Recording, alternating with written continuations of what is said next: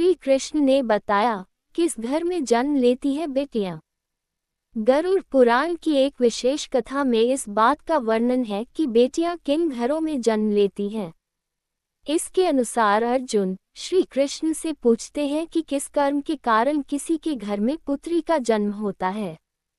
भगवान कहते हैं कि कौन से माता पिता बेटियों का भार सहन कर सकते हैं और सही तरह से उनका पालन पोषण कर सकते हैं, इसलिए वे ऐसे घरों का चयन करते हैं जो बेटियों के लिए उपयुक्त हो।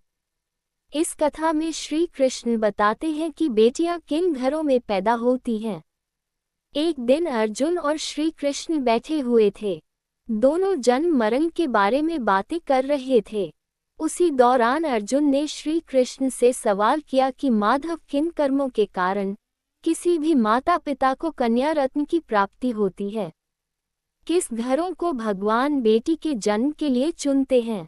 तब श्री कृष्ण बोलते हैं, अर्जुन, अगर किसी के घर पुत्र का जन्म होता है तो वह उसका भाग्य है, लेकिन अगर किसी के घर पुत्री का जन्म होता है तो वह उसके लिए सौभाग्य की बात है।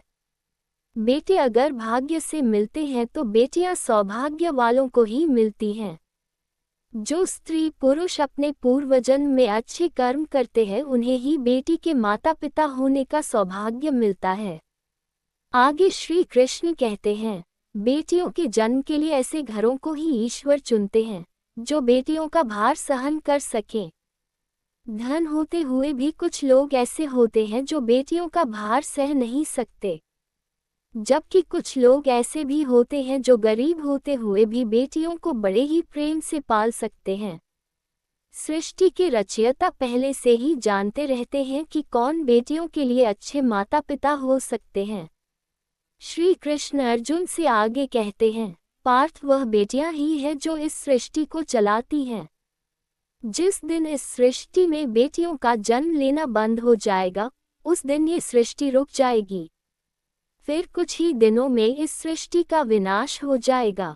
वह बेटियां ही हैं जो पुत्री के रूप में माता पिता को सबसे ज्यादा प्यार देती हैं। फिर जब वह विवाह के बाद ससुराल जाती है तो वहां बहू और पत्नी के रूप में अपना प्रेम बांटती हैं। उसके बाद जब वह मां बनती है तो अपने बच्चे पर सर्वस्व लुटा देती हैं। बेटा तो एक कुल चलता है और बेटियां दो कुलों का नाम रोशन करती हैं।